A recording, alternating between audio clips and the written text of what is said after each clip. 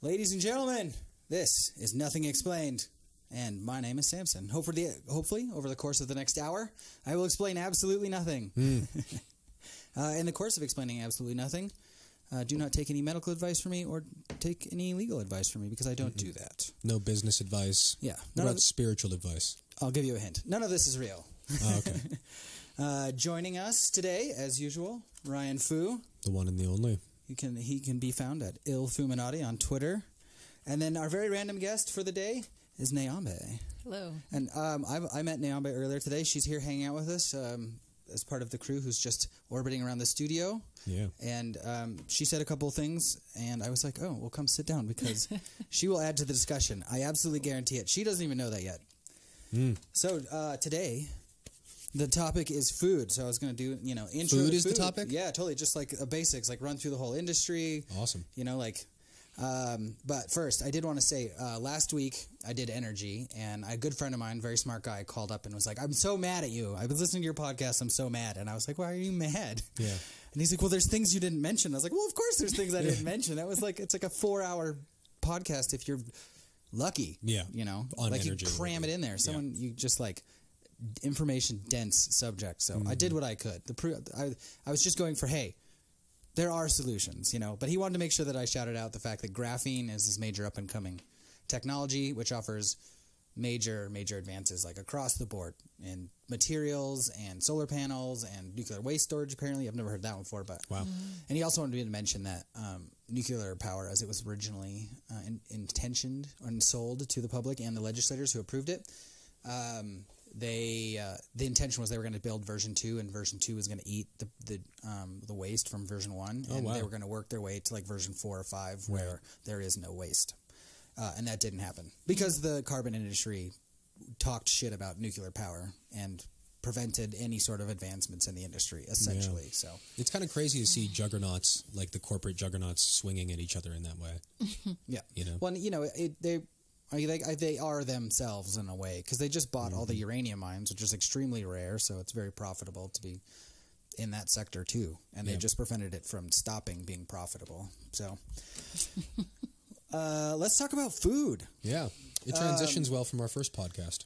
Yeah. We were talking about gardening and stuff. Oh, yeah. nice. And just as a heads up to everyone out there listening, I do this kind of off the cuff. I have a cup of coffee and a sandwich around the corner, and I take about an hour to throw an outline together, so we just kind of wing it. So I did have another friend compliment me, and she enjoyed the fact that it's kind of a random conversation, but it does keep coming back. So yeah. And I do have like a real outline, so let's... I don't think you had to prove that to anybody. No, I like the idea of it being real. I grew up like with local radio, and I'm part of a pirate thing, and I like when people fuck up, and I like when people are honest. Yeah, it's real. Yeah, you can't make up authenticity. Yeah. It's not something you can fake. Anyway, all right. So food. I divided this up into what you eat, your diet, and then how it's produced. So effects on like why you're putting in your body and stuff, and then how it gets made in the first place. So starting on diet.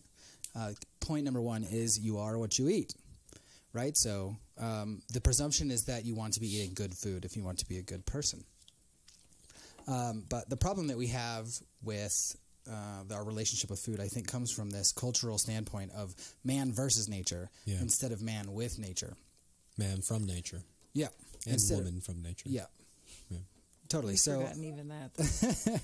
And so, what we're seeing is essentially an attempt to conquer nature, and this comes into our food situation with this idea that we can design this kind of like in-a-box system that's going to pump out everything we could possibly need. I guess food pill would be like where the logic conclusion of the industry is like, you'll take one space pill. I feel like the old Bugs Bunny cartoon or something where they push the button on the box and it's like ding and a pill comes out, or they put a pill in and the turkey dinner comes out. That's what it is. Yeah. So we have this huge problem, and so everyone's trying to put us into this box. And this first box that we have, first problem is what I call, or what I've heard called, the diet dictocrats, the people who are legislating and kind of lording over what it is that we eat or we should be eating, and the advice that's out there in the public domain as to like how to have a diet. I mean, if just thinking myself, like, where am I actually consuming the information to consume? Like, where am I actually? And if I think about it, I mean, there was no, like, the food pyramid meant nothing to me as a kid, and it ended up being wrong anyway, right? Exactly. Yeah. I mean, it used to have alcohol and sugar on it, so. Right, yeah. That's hilarious. Oh, I'm sure it still has sugar on it. I'm sure of it. Yeah, No. I'm sure. No? You Really? No. That's amazing. But, I mean, it's the SAD diet, the standard American diet. That is. See? Yeah. I knew it. Yeah. But I There's a reason thinking you're about here. it, I got more influences to what my diet was from movies and cartoon shows. And think about the Teenage Mutant Ninja Turtles, right? The pizza. all And, like, day. that's why I wanted pizza as a kid, if I really think about where that first cultural indoctrination came from, right? So the Teenage Mutant Ninja Turtles shouldn't be my nutritionist, but they were. They were. Yeah. So that's interesting. So who currently controls that? Who's telling us what to do? Do you have any of those answers? Well, I think the first problem is the medical industry is trying to solve all of our health problems with a pill in the same way we're trying to make our food into a pill. Of course. So rather than your doctors who are in charge of keeping you healthy, giving you good advice about food, they're basically just avoiding the subject altogether. Exactly. And they're... I noticed that. The Yeah. food in hospitals is terrible.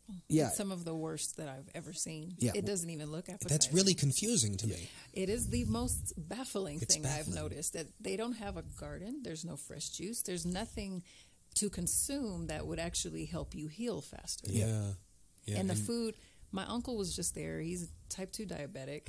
And I asked one of the women who was in, she was a pathologist, though. She was there for something else. She's not the one in charge of what he was eating. Yeah. His lunch came. His lunch, oh my God, was a tuna sandwich, wheat bread, the cheapest wheat bread you would ever, I mean, I would never buy it. Wonder Tuna bread, sandwich. boo. Yeah, exactly. He had a salad, which Yeah. was iceberg lettuce, some one tomato, one cherry tomato, like two hate slices of salads that are cucumber. made of lettuce. Well, I mean, at least it needs to be spinach, something green. Yeah, mixed greens. I Green. It shouldn't should be have. green. I have a really terrible prejudice against lettuce. Well, okay. It's kind of crispy water. I mean, Well, it it's, depends on what kind. Iceberg Yeah. lettuce Like is butter crispy lettuce water. is It is. delicious. Iceberg Yeah, has the butter kind it's is good. water. I mean, but anyway, it's yeah, not much. my Well- father had a heart attack and had a similar thing. had just okay. Yeah, just terrible bad food. diet, Yeah. bad food. Yeah. Yeah. In the hospital, and so he had a packet of ranch dressing, and so I look at the packet and I asked her first, "Is he on a special diet?" I'm like, "Yeah, I think he's on a diabetic diet."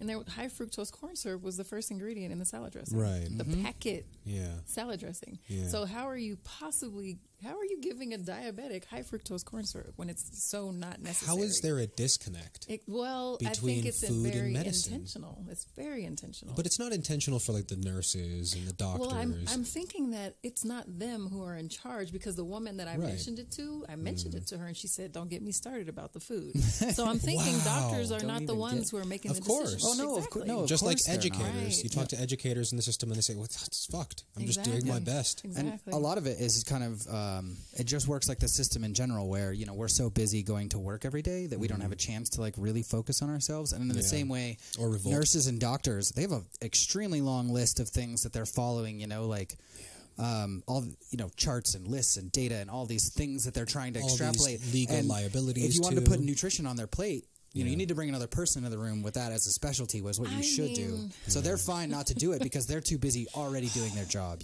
But nutrition is at the foundation of most of the health problems that we see. Oh, absolutely. So Yeah. that Absolutely. should be above, really, unless it's an accident or like surgery, immediate things. But other than that, most of it is maintenance, and it's not maintaining the body. And then you go to the hospital and you're supposed to.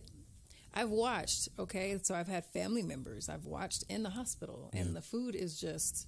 I've been there too. It's the same. It's ridiculous. Yeah. When I went down to the cafeteria, the thing that blew my mind, we were at a really nice, the best cardiac hospital in Colorado, which had the best surgeon in the world, the best cardiac surgeon in the world. So it's a really nice place, right? Yes. Went down to the cafeteria, blew my mind that when I went there, the salad bar was empty. They're like, oh, it's down right now.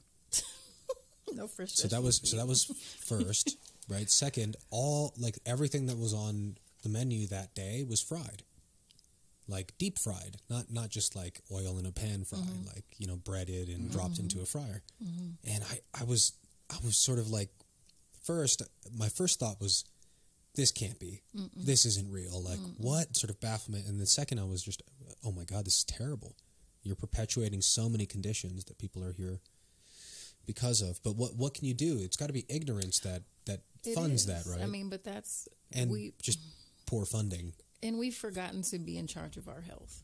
Yeah, we've become a society that gets sick and we want to rush to someone else to help fix us it. solve it, right? Yeah, and not even really cure it, but just to make it so I don't feel this pain or I don't feel uncomfortable anymore. Well, the desire is to cure it like it's a car. Of course, yes. And that's another kind of underpinning of society and like man versus nature. There's also this the system is intrinsically training everyone to be dependent on the system. So there's a defensive move for the system, basically. Yeah. So we, as a people, have a gut instinct to be like, fix it for me. It's not my problem. It's your problem. Right. You know, yeah. like that's I bet you there's the like whole culture of it. I feel like that's sort of like it's almost like an immunological response of the system to create people that are. That's why you can't expect a drug enforcement agency to solve the problem of drugs because their job is to put themselves out of a job. Yeah.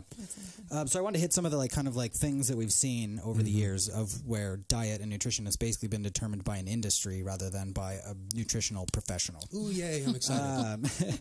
A big one's cholesterol. Back in the day, remember when cholesterol was just bad? Yeah. There was like 10 years of like bad cholesterol. And now it's good and bad. Yeah, and then good and bad. And now that's been thrown out already too. That hasn't really hit the mainstream because everyone has kind of stopped paying attention to cholesterol anyway, so no one has to worry about the fact that this is the actual reality of the situation. But what it comes down to is everything. There's a good one and there's a bad one. But when it comes to cholesterol, there isn't like one kind or a bad one. It has way more to do with just whether or not you're eating good food or not. Of course. Where you're getting so the bad cholesterol can be good for you if you're eating good food. If your body is capable of using it properly. Definitely. Yeah. I mean, I love that I looked at this book once where you are eating for your blood type, and I think of anything that I've heard of that would make the most sense because your blood type is going to talk about your origins. The fact that we have different types of blood is quite amazing. Pretty trippy if you think about it. It is. That's one thing I've never looked into in detail. I'm going to have to do that. Yeah. But that is a good tie-in because I did, when I was doing this morning, I was Googling a little bit of stuff, running my little outline. And what are you pointing at? The camera. Oh, you want me to change it? You're talking now. Look, he's pretty. Hey, man, it's a good idea. I get distracted. I'm listening to everybody. I'm having a fun time. Yeah.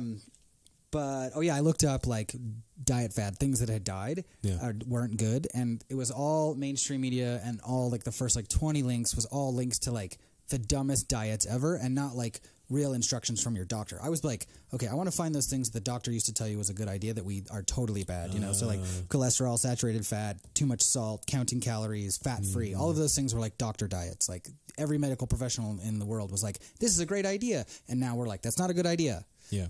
Yeah. And I went to look it up and it was so much bad information and so many like stupid diets like, oh, the don't eat diet. I'm like, why are you even talking about that? Yeah. Like some guy wrote a book. Good. But then so back to your point. One of the links was like don't eat to your blood type, don't fast. These are like the don't eat diet and fasting, and they've linked them together. I'm like, well, no, this is a completely different thing, and which all ties into this thing that no one's paying any attention to, like metabolism. Like everybody has different metabolic rates, and if you change your diet drastically, you're affecting your metabolism, and your body's going to like respond in like a defensive way. So like you can't lose weight by not eating because your metabolism is like, we're not eating, I'm changing. So what you actually need to do is adjust your diet slowly over time while maintaining your metabolism. Like keep your metabolism up to eat all the stuff, but just give it just enough, not enough. I'm a firm believer. Eat away your own excess. Yeah, yeah. I'm a firm experiencer that if you listen to what your body is telling you, it knows it's pretty smart. Yeah, but which you have is to kind of be paying attention to but if you're not paying attention, like just thinking about how many people don't pee when they have to pee. Yeah. Or don't eat when they have to eat. Yeah. Yeah. Yeah. Samson says, cheering and drinking. You've tried regular water. Now try drinking more water. More water. I wanted to jump back to the cholesterol thing because I heard and it was an old CD an elder of mine had given me, and I can't remember the doctor's name, but he was saying that it is because doctors tell elder people to stop eating so much cholesterol, and this is a cause of Alzheimer's because of the myelin that is like surrounding your neurons that's firing, and everything is made of cholesterol, and we stop making it when your we brain reach is an age. Like so entirely cholesterol. Yeah, which I wanted to bring up. No offense to the ladies out there, but the saying like, what is it, like men are from Mars and women are fucking nuts. Wow. I'm just kidding. But I take a lot of that, like, I do the, I'm not going to say that anybody's more crazy than the other, but the female form of crazy, I put a lot of stock into the fat-free problem.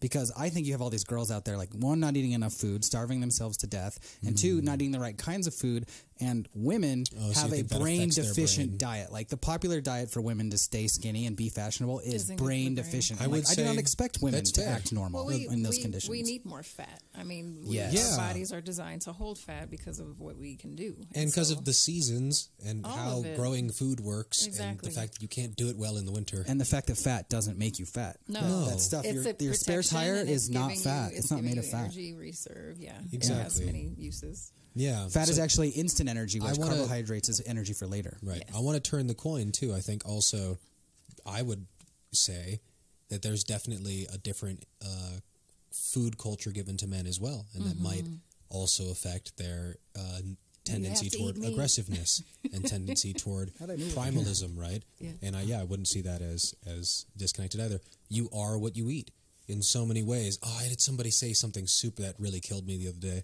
They said, what if you are what you eat is bigger than the food? Oh, yeah. What if it's like the way the food is made, like monoculture? I all you eat is monoculture. I think it's every step. We're talking something that was alive at one point, and hopefully we want to eat it when it still has life in it. Right. So when we're consuming it, it's from every part, every piece of every single piece, from the birth of that calf to the time it's old enough to get killed. Yeah. However that works, or from a seed planted and how it's tended and taken care of. I mean, there's people who like soak seeds in their urine. Wow. I heard that that's supposed to like really make sure that seed, that food has exactly what you need in it. Well, that's an interesting, Olivia Blue was talking about having seeds that are from your local because they've adjusted to, like, they have an energetic signature to your locale. Right. Just like anything grown indoors is going to not have as much information for us to consume as something that was outside. Yeah, because everything is information in that sense. Yeah, everything's data. And I've heard from multiple sources, like, sensitive yogi type people, they not being able to eat their food if the chef made it was angry at the time. Yes, because it'll be in the food. Yeah. That's real. Or even with everything. They've done the studies with water, and they've shown that with the crystals it forms depending on what's written or what's, to really scale it back to a place where people can understand, like, obviously that's how music is made. Right? Oh, yes. And obviously that's how good art is developed. Right. So yeah, I mean, it shouldn't be too mystical of a quality, but I think it's hard for people to ascertain. Right. Well, we're really, our separation from nature is the main problem, and why we don't even think about where our food comes from, and so we're just eating.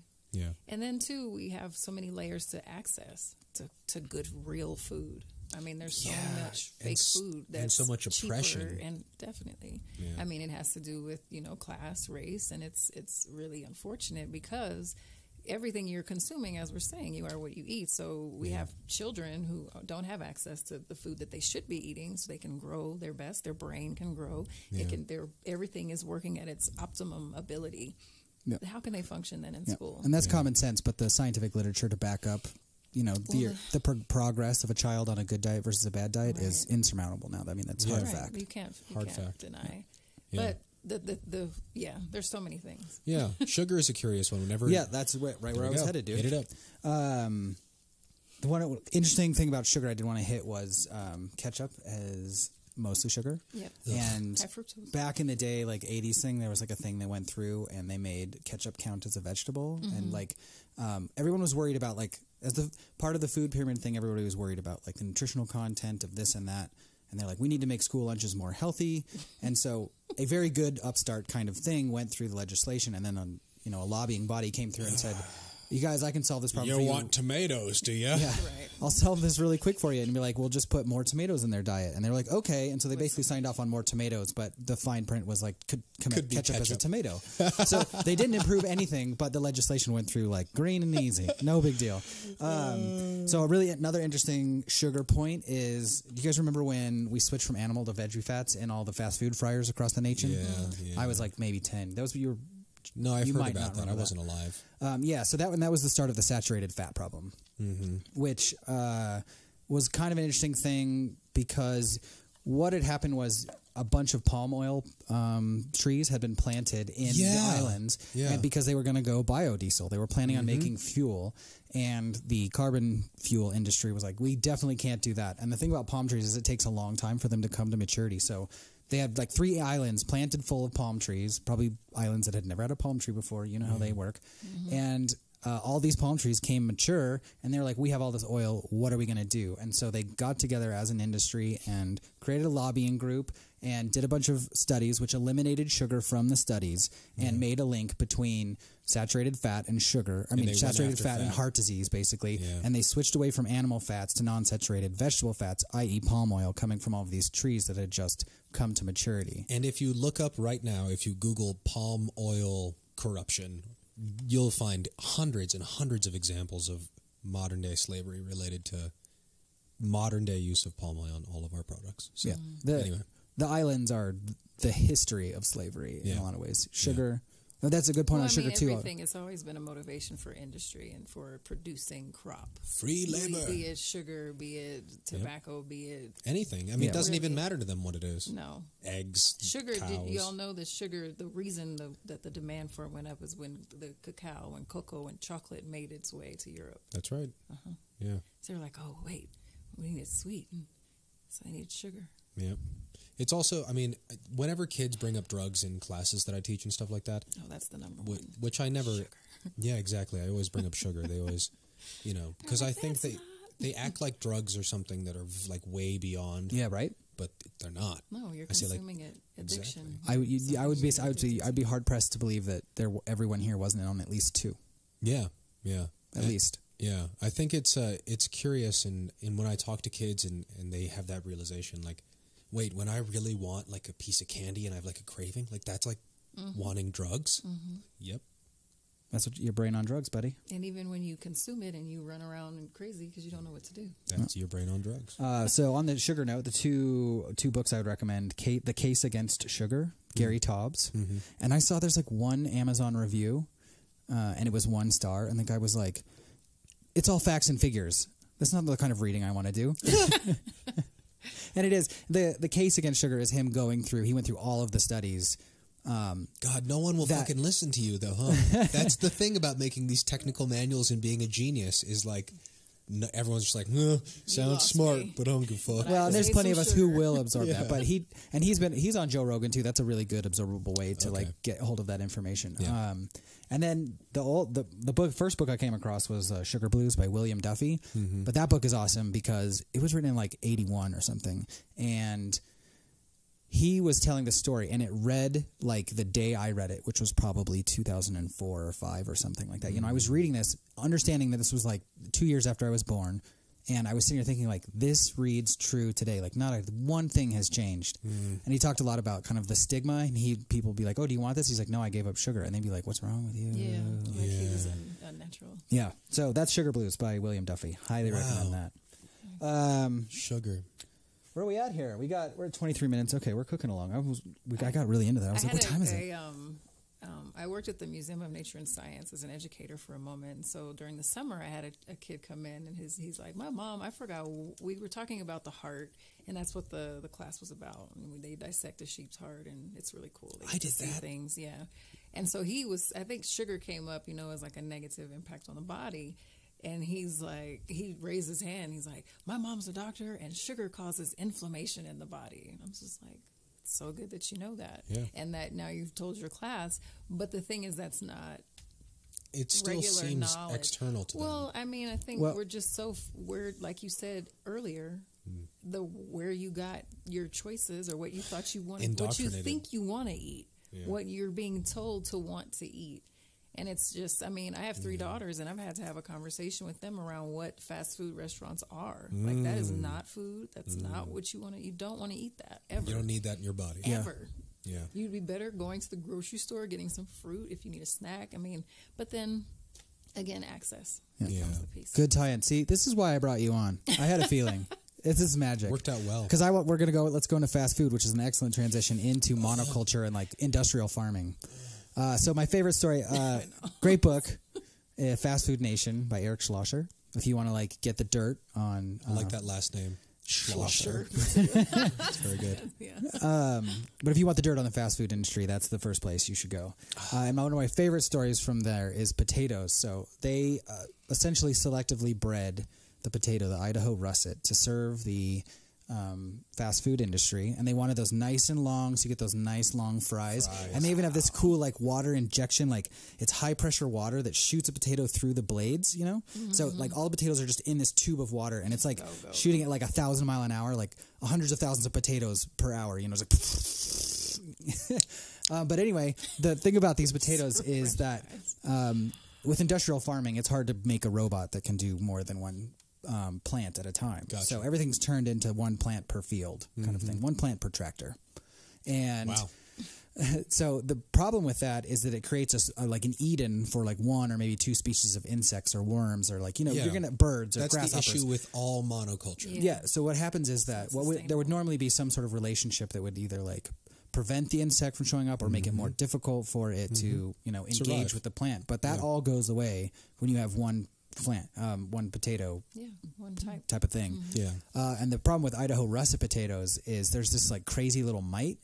Or no, it's that black fungus. You've seen it before. Like there's a little split in the potato, and it's all like black in there. So they have to spray it with some pesticide to prevent this mite from doing its thing. Yeah. And okay, go ahead. They gas the whole field, and no one steps foot in that field for like 3.5 days. And you should probably not be in the field for like 3 weeks, you know, much less ever doing it ever. But it's one of those things where like nobody goes anywhere near that field for like 3 whole days. And you know how eat it. No, the farming industry is not legal. Safe. It is not clean. They do not have like good regulations, and they're recommending that no one step foot in that place for 3 weeks.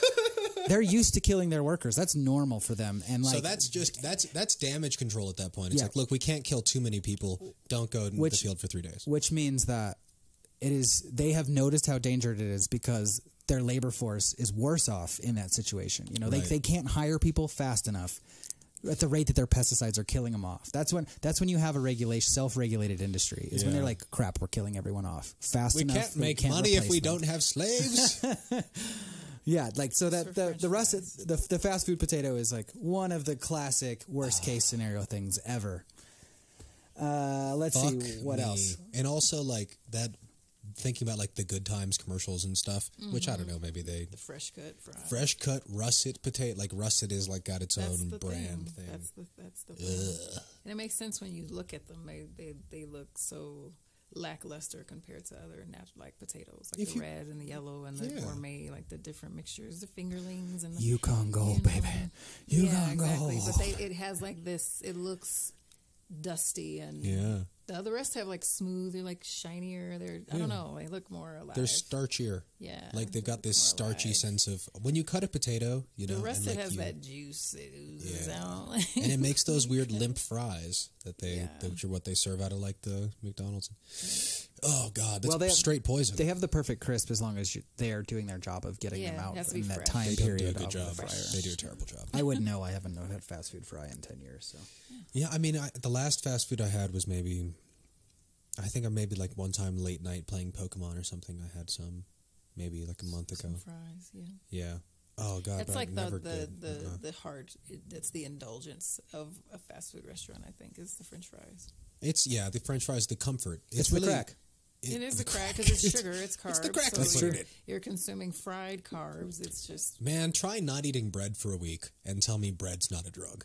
It is. It's straight. Well, there's a lot of sugar in bread too. Don't forget. Sometimes depending on what type. Yeah, I have cravings for bread when I'm like, okay, Ryan, like you've had plenty of fucking bread. Let's chill out and give me more bread. Y'all got any more of that bread? You have a toaster oven around here? Okay, so let's do another kind of nasty aspect of the Does that industrial mean that farming. There's going to be a positive side? Oh yeah, I always finish with solutions. That's what the podcast is for. Yay! And we're kind of hitting on a lot of stuff too because we keep talking about. It's pretty obvious what. We haven't avoided that subject at all. So, but there is we'll finish on a good high note. Yeah, so sounds good. So how food looks. Everybody walks into their Safeway, King Soopers, City Market. Name your Satan. And they only buy the food that looks good. No, then there is only food that looks good in there for the most part. That's because that's what they buy. Yeah, but if consumers didn't buy like only the nicest looking food, then producers wouldn't create only the nicest looking food. They're not creating only the nicest looking food. They're delivering the nicest looking food. What happens to the rest of it? Tossed out. And in most places... Total waste? Total. I haven't seen the movie out, but there's a movie, the food waste movie out. Yeah, I know a little bit about that. I currently work with Denver Food Rescue, and we do food waste recovery as well as other agencies. One of the bigger agencies that is in that business is Feeding America. I'm not sure if you all are familiar. Mm-hmm. So locally, we have Food Bank of the Rockies, and so they have national contracts with Kroger, which is King Soopers here, Safeway, Walmart. Any of your those they just take their food waste. National chains, they take their food waste. Mm-hmm. What happens though? I actually got to tour their facility, which is in Montbello, and they have a lot of produce just kind of sitting. Mm-hmm. So they get it and then they have it sitting. Just so some of their agencies. So the way it works, you can become an agency of Food Bank of the Rockies, and then if you do that, you're allowed, depending on which kind of way you sign up with them, you may be able to go to stores and pick up food donations for them. So they were recently, there was a conversation about Sprouts becoming only able to give to Feeding America affiliates. They didn't do that. I'm so glad. I miss Sunflower Market so much. But anyway, so we pick up from Sprouts. It's one of the places we do pick up from. And so, yes, the food, what ends up happening a lot of times is there's food from distributors, because we pick up from some distributors as well, because there's nothing wrong with it. Yeah. It might have a little nick here or just been a little older, or there was just something fresher that came. Right. So they have to get the old stuff off of the shelf and put the fresh stuff up, because it all ends up being shelf that's life. Someone's job too, and and because it is what someone's people job, but it's also for shelf space. It's like what we throw away 30 to 50% of the food that we produce. Yep. Yeah, and most of that is at the industrial scale. But the interesting thing about what you're talking about in your organization, all the way down the chain. Yeah, totally. And that makes up kind of a small percentage, which is one whole thing to think about. But the really interesting thing about that is that situation has only been legal very recently. It used to be illegal there just was the bill to feed people, basically. Yes, and you would be liable, or there's different things when it's like, really, this is the same food you would have sold to someone. If you that's awesome work. Yeah, that is something else to do. Yeah, and we give the food away for free, so we do no cost grocery programs, and people are able to pick it up. Now it's a good, because really the problem is the solution in that. That's something I learned from permaculture, and that is the truth in this situation. You got too much food excess that's going to be thrown out, and then you got hungry people. Yeah. But I'm just still baffled by the work that it takes to grow things, and how easily food is the number one thing we throw away. Yeah. Of everything else. Yeah. How is that the case? How is that the truth? And we're just we know I would say, and it's something we tapped on last time we did Nothing Explained, that it's because capitalism and wasting stuff are deeply intertwined. They have to go together. You have to always have demand. Yeah, because they have created a system where they put that cost on us. So it doesn't matter to them whether or not they're efficient. Way. They've made you pay for it. Exactly. Mm-hmm. Oh, well, you're going to have to just pay more for avocados now because, And the underlying, explanation or reasoning for that essentially is it's what people want. That's what they always say. Well, we're giving people what they want. And what we want is a food that looks really good. Yeah. And you should get food that looks really good. But the consequences of that, what started as we're going to wash the strawberry for you, so you have a nice clean strawberry, and then everyone's like, oh, look at the grocery store washed my strawberries for me, I don't have to wash my strawberries, or that kind of thing. And then it develops from there is I don't want a strawberry that doesn't have a blemish, because then people go home and wash it again. Yeah, it's a total waste of. And I love beets because they usually have dirt on them. Yeah, me too. Dirt on them. Exactly. Somewhere. I was with my family. I was with my family the other day, and they're like, and I grabbed some beets, and they're like, oh, wash them again. They're really dirty. I was like, I kind of like that. But the dirt is, I think if it's soil that grew this thing, and that's when we get into organic and pesticides. Was it done naturally for you to want to eat the dirt? But I think we're meant to eat a little bit of dirt because it has nutrients in it as well. There's a good case to be made that not only is dirt not gross, it's not even dirty. No, it's not. It's not. Dirt and soil are different. Yeah, that's true. Soil, that's a good way to say that. Yeah. And all three of my daughters ate soil. They would just pick it up. Look at dogs and cats eat grass and soil. They just pick stuff up and eat it. Will you maybe scoot that just a little bit? You can just I might have tapped it. No, you turn it the other way. There we go. I tapped it just because we can see your hair, which is it's glorious today. I wanted to point that out. Whose hair? Your hair. My hair? Always. Thank We're not you. talking about, well, I have glorious hair too. I have to thank you. So that's part of the end consequence of that has been that now we're eating food that only looks good. And, some of it tastes good, but that's because you're not eating food that actually tastes good. Like once so you get don't into the even remember real what shit. it Yeah, tastes when you're in the like. food Like revolution, tomatoes, we don't have tomatoes good is tomatoes. the perfect example. Yeah, except for in the season when people are growing the heirloom and you go to the market and it's somebody who actually grew it. And Right.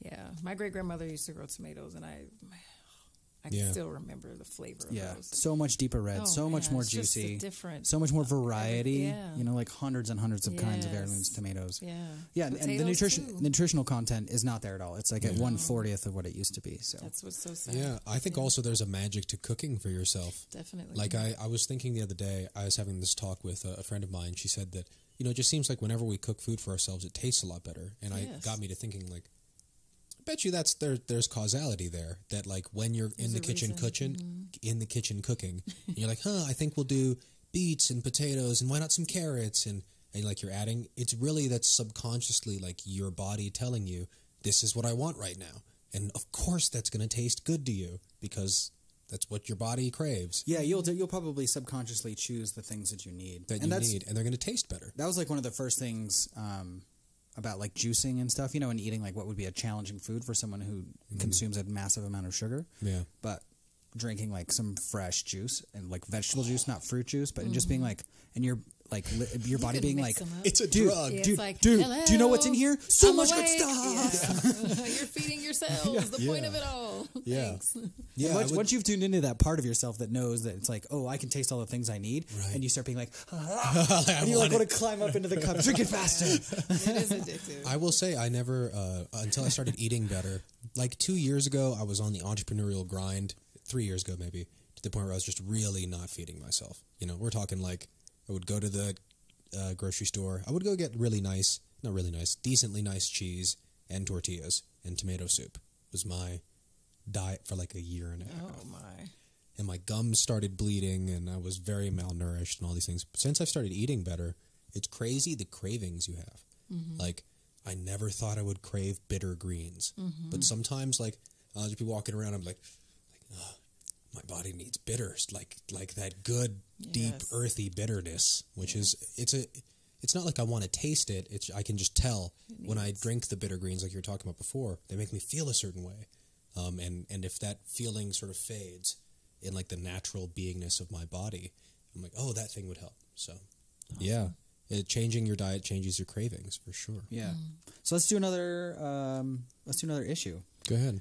Money and farms and farming and farmers and cows and pigs and so it's hard to touch on because it is another big subject and I don't know a lot of the specifics, but when you look into the legislation and kind of how money works in farming and international subsidies and all of these things, you have massive amounts of money being thrown basically in the pockets of multinational corporations, and probably the biggest example of that is going to be corn subsidies, where we, the taxpayer, throw a ton of money at the farming situation in the United States, and that allows the farmers here to sell our corn on the international market dirt cheap, and that puts all of your other farmers worldwide out of business, and that is then incentivizing that particular model of farming to then take over the world, essentially.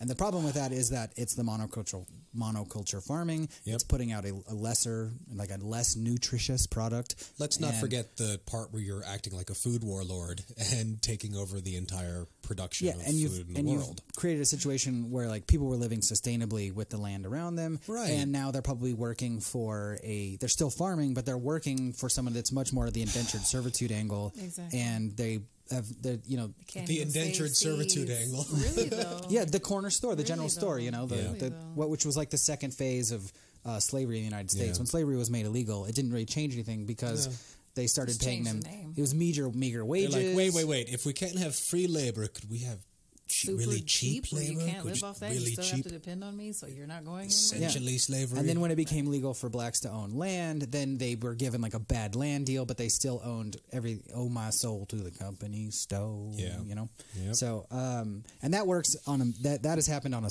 small scale, and it's happened worldwide. So, Yeah. And nowhere is that more evident than coffee, because I'm sure most people have seen the term fair trade, and that basically started around coffee, and people be understanding that I don't mind paying $4 for my coffee. Yeah, exactly. Money could be such a powerful metaphor for how we work together. Like if we just chose, like, you know what? Fuck everybody who doesn't use fair trade coffee. Like Starbucks probably has some, right? But there's no way they operate profitably with all just fair trade, right?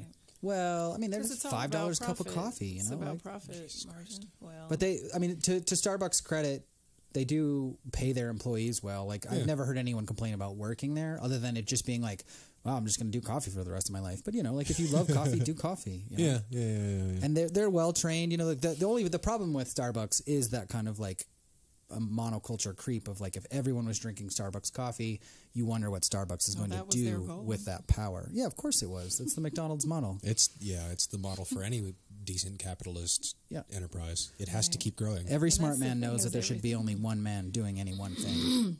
Yeah. I seek to control, which takes us back to like the theme of the whole situation is domination rather than integration. Yeah, and also it makes me really conspiratorially think, wow, the war on the American farm has been a long time. Like it's been. I mean, they've existed convinced for a long people time. even to not want to do that for a living anymore. Well, that had to be the first step, right? Yeah, was just like you don't want to do that. Come live in the city. We talked about alcohol, and prohibition in the last podcast, and about how most farms were sustainable and tractors ran on alcohol that you could grow your crops from and ferment and then put it in a tractor. Anybody else. Yeah, but that went away with prohibition, which is pretty crazy when you think about, wow, since then there's really been an assault. Capitalism has an agenda to take out sustainable living, and the garden is the first real target. Yeah, it's also the hardest to kill. Hard target. Hard target, yeah. Because if people have that power to feed themselves and maintain a life without... That's the revolution. Yeah, exactly. That's the revolution. Because it revolves around dollars. All right, let's do another problem. Sure. FDA, EPA. Oh, regulation. That hurts. It hurts. These are the good guys. You said a great thing last time. Well, you said a great thing last time, which was, I'm sure this is exactly how you're about to express it, was the idea of the FDA and the idea of the EPA. Very nice. Yeah, marketed well. Marketed well. We should have somebody that, really keeps a tamper on these dangerous food companies that can go off the rails and make too much money. Or good idea. I like that. In practice, not what they do. And when you look at the whole system, you don't have to do studies about do which you can, and there's tons of, on the ineffective practices of the EPA and FDA. But look at the whole system. It all operates in this weird lobbying. Everyone's, nudge, nudge, wink, winking with each other. Greasing the wheels. Yeah, exactly. Greasing the wheels. Like, all of the government works that way, except for maybe like certain parts of state government that are so close to the post office has almost avoided that. Yeah, or like libraries, I think, are a good example. Yeah, or like that's true. Public parks, kind of. I don't know, but either way, a little bit. I mean, you have the fertilizer problem, which is another. The fact that they don't use stuff that's safe for people, or grow food on them. Well, exactly. Well, they did grow food on one once. Well, I mean, just think about all the trees. If they were all fruit-bearing trees, it would be. Again, we'd be self-sustaining. Yeah, but then you could walk into your local park and you could pick a fruit and eat it, and then there'd be like ownership issues, liability, and that's my fruit. Exactly. And it goes back to we have to evolve deep inside first, and become people that if you got sick eating an apple from a park, that's probably that's your choice. That's kind of your fault. You mean? That's like picking something off the ground and eating it. Right. Nobody told you to do that. No one told you to do that. But if you go to that park every day and everyone was used to eating apples from it, I bet you everyone would take care of the fucking park. For sure. And then we wouldn't need Parks and Rec then at that point. Yeah. It would just be land for people. Yeah. Which makes more sense. It would make neighbors come together. It would, all of that. And not I want people to lose jobs, but I mean... That would make there would be no sense. Need for jobs. There wouldn't really, because you'd be able to get what you need. Right. Yeah, and that the labor solution is in my solutions, because the real way of doing food solves a lot of problems, including labor. Gotcha. But that actually reminds me of the fruit and trees in the park story. It reminds me of a story, very quintessential moment for food on trees. I was in El Salvador visiting my cousin who was down there teaching English with his wife, and we were sitting around the pool of their little... I don't know, there's a bunch of places where the teachers at all were shacking up right on campus. And we were sitting by the pool, and an orange just like dropped right next to me.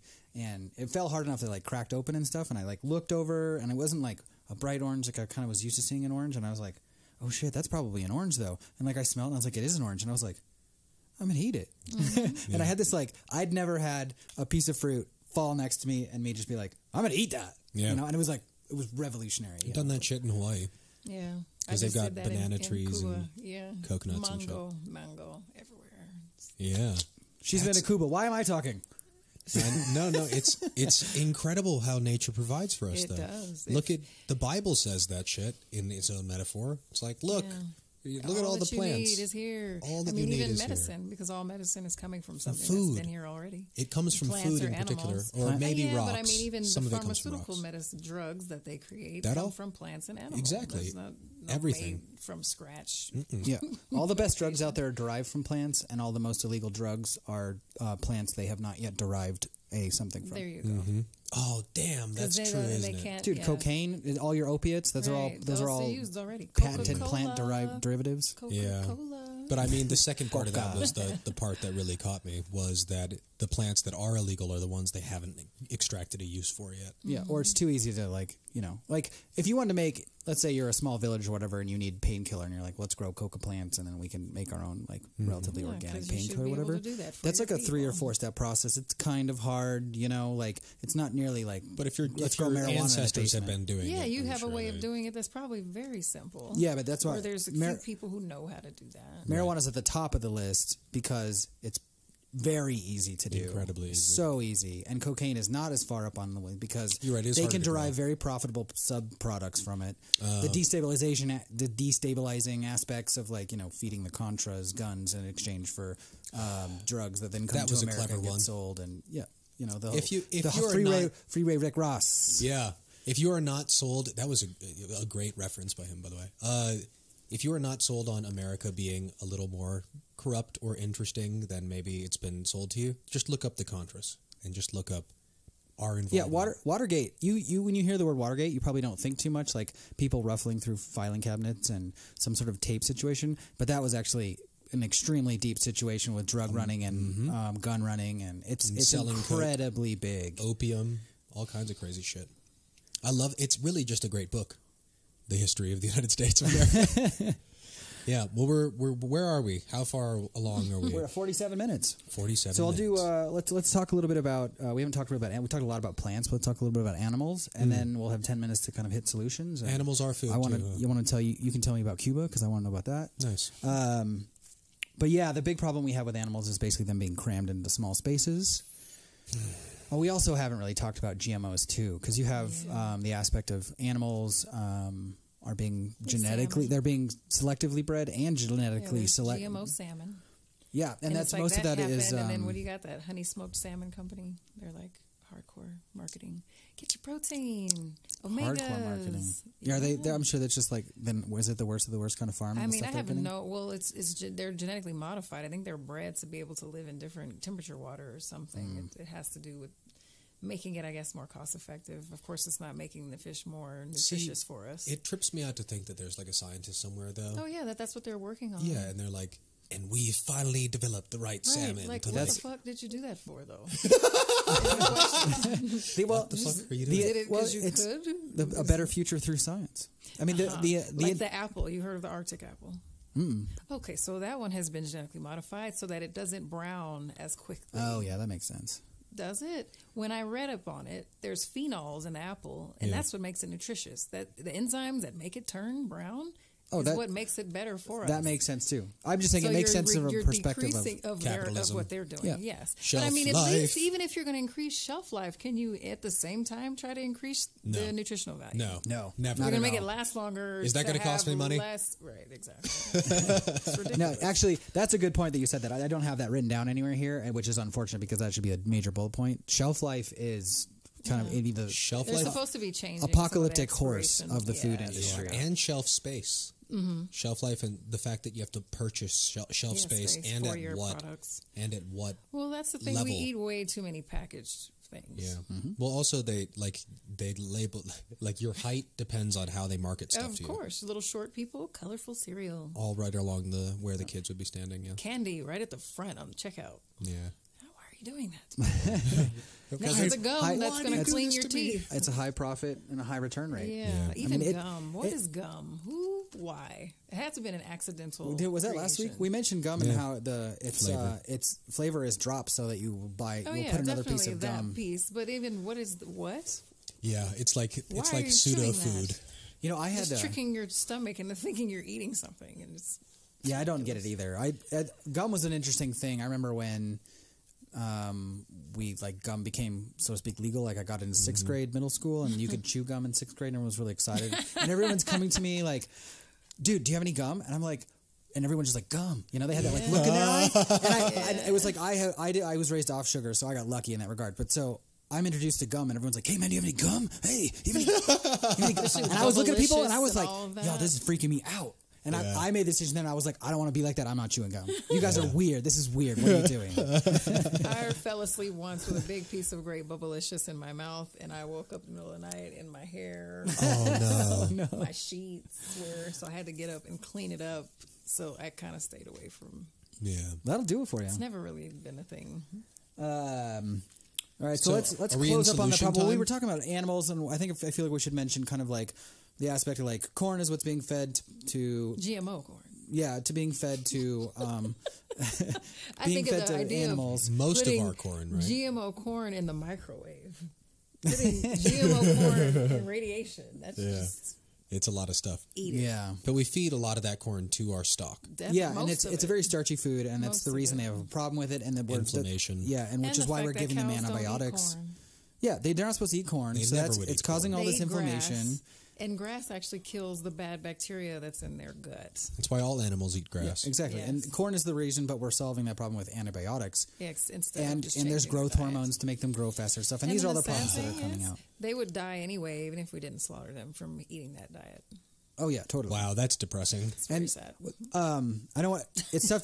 We've mentioned GMOs a lot, and we're laughing like, "Oh, they're bad," but there's plenty of people out there like these are things that are solving It's the future. world problem. What the fuck? And up. What if are you you actually talking look about? into GMOs, we'll finish on the bad stuff. Monsanto. GMOs is a crazy fun experiment because people are like, well, there's just no scientific data to say that they're bad. And I'm like, fine, throw out the scientific data. I don't care. Let's look at the socioeconomic data. GMOs and the industry and companies that are Farmers. behind GMOs are destroying people. Like the culture of Destroying farming that communities. comes up with them. Everything that they Yeah, and they have. want to own it. And like you can get into some serious situations, legal situations, Yes, health, patents, medical patent situations. infringement. Yeah, GMO is terrible from a money socioeconomic situation. And then if you look into the science of like what it does to a body and whatever, it's not very well studied at all. All the studies you can find are heavily funded by the people who don't want them to find Exactly. anything. Who's going to It's- fund you It's if you very suspect. You know, like Right. I can make the case against GMOs without the science, but trust me, the science is highly suspect. Yeah. So it's not impossible. It's very easy to buy science. I'm definitely going to do a show on science.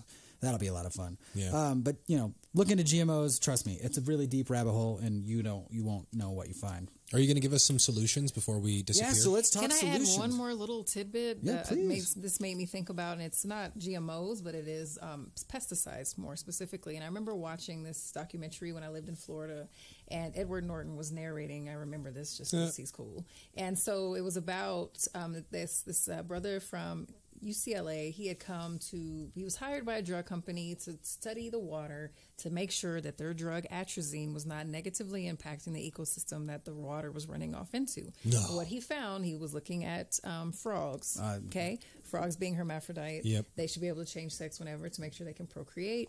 Frogs were having a decrease in population, so he started to study them. This drug atrazine that is in a lot of pesticides, it turns testosterone into estrogen.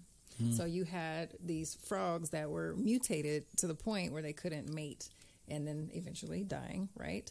And this goes all the way out to the ocean. Of course. And this is food. This is something they would spray on food crops. This is specific to Florida, all of that. But I just think when we're talking science, chemistry, it's so deep, and for us to not think twice, it's like most of us don't even think twice about that when we are made up of chemistry, and it's all of these systems that have to be calibrated. And the thing is with the atrazine, if it's in big doses, your body can detect and it can deflect. Oh, but in small doses. I'm talking a grain of sand. Yeah. That's what impacts. Yeah. Yep. And there's even one more thing I wanted to mention is nutrigenomics. Have you guys heard of that? So it's a study of how you eat actually change your genetic material. Oh, of course. Absolutely to make you that. either more or less predisposed to certain illnesses. Yeah. But I mean, that if you're eating bad, you're changing your DNA. Yeah. The world is described as very static, and that is exactly the opposite, and DNA is a perfectly good example. That it's not this rigid thing. You can change your DNA by thinking about changing your DNA. You're not born like a robot with and that's coding. what it's. The world that's what is they've in always constant- taught it as. We're going to map the human genome. Yeah. It's just this thing. It's also like sort of spiritually about fate. It's this concept that like, oh, your life's decided for you. Don't worry about it. Yep, totally. Man, you made something, and I was like, God, that really that sums it up really nicely. But nonetheless, let's talk solutions. So, well, monoculture is one of the big problems, and if we introduce multiple amounts of plants into a certain space, we have the added benefit of a relationship between the two plants, often indicating like the attraction of insects that are and pollinators and. Like ladybugs killing off aphids, that kind of situation. Earthworms, stuff like that. Yep. And there is no more important relationship in the plant kingdom as the one of plants to mushrooms. So right. So you're not only growing a plant, you're growing the soil. That's a really important point to make. So and every time you till the soil, if you do it improperly, you're destroying the entire all the ecosystem. micro organisms that make it alive. Any gardener. Yeah. Anyone who really does. Like a rototiller is the worst. Yep. Absolute worst. Yeah, and our current system is essentially spraying a petrochemically derived fertilizers onto what is essentially a dead substrate. So, like, you might as well be growing your plants in a sponge. You know, it's the same as the dirt instead of soil. Exactly. So, but when you can get down onto a level, you have some animal or plant companion, like animals too. Like, so the best example of this is from Omnivore's Dilemma, Michael Pollan's book, which is like the book on food, in my opinion. They call it this the quintessential farm he highlights is polyphase farms, and they move cows across the pasture, so they're eating grass, and they also have plenty of forest because the actual the typical place a cow would live would be like 60% forest and 40% open grass. So he's recreated that situation, and then they're rolling a chicken. They call them chicken tractors over the grass, and the chickens are like spreading the cow manure because they're digging in for all the insects that have recently come to eat that manure and stuff. So that spreads out all of your cow shit. Nature has this shit figured. It has the answer, all of them. Yeah, and so then they move away, and it has a chance for all that cow shit to feed the grass. The grass grows back up, and then the cows are brought back in. Yeah. And there's quite a few systems like that that are amazing. Ecosystems. Yeah. Exactly. I've heard of those. Exactly. And so the best, what is one of those things that industry is fighting against, and what in my opinion is one of the major problem solvers, the greatest aspect of that is because the machine can't get in there and selectively choose what's happening with each individual plant, because you have a bunch of different plants in the same space. You need people to do that, and that's jobs. Yes. And not only is that jobs, that's a bunch of people doing something that makes you healthier, it makes you feel better, it makes you happier. It is good to work in the soil. Yeah, hands in the dirt. Can't have that. Definitely. Can't have that. No. Stay stupid and sad. Right. Oh, I'll shout out. Don't give your woes to Mother Earth. Don't do that. I'll shout out Nick G, who does our Doodlecast, and he's a big proponent of tobacco, and he's growing a couple varieties of tobacco, or is it just one? Either way, he's got tobacco in his garden specifically for the what is it? What would it be?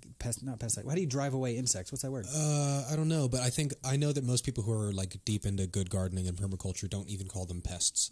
Oh yeah, there's certain. They have a function. Well, yeah, they have a function. It's just if it's out of balance within the ecosystem, then it's just called balance. Right. Just growing tobacco is a balanced thing to do in your garden. Yeah. Just like growing, soybeans with corn or whatever. Right. Guilds and symbiotic relationships. Symbiotic relationships. I mean, I love the metaphor of Charles Darwin's book on evolution. What was it called? The Theory of Evolution. Is that what it's called? That might not be what it's called. It's called something. It doesn't have, I don't think it has evolution in the title. The title, no, it's called something else. But anyway, the part about natural selection is like 4 or 5 pages. And the rest of the book is about symbiosis. It's like a huge tome of data, right? Yeah. Most of which is about the incredible symbiosis of nature, which if you, like Darwin did, if you just look at it, is very obvious. Like everything is working with everything else. Yeah. I don't know why we think we do better job than Because whatever we that is. do. If you want an Because we incredible, do. Yeah. There's an organization, I'm not going to mention its name, but it's about the environment and teaching kids about it.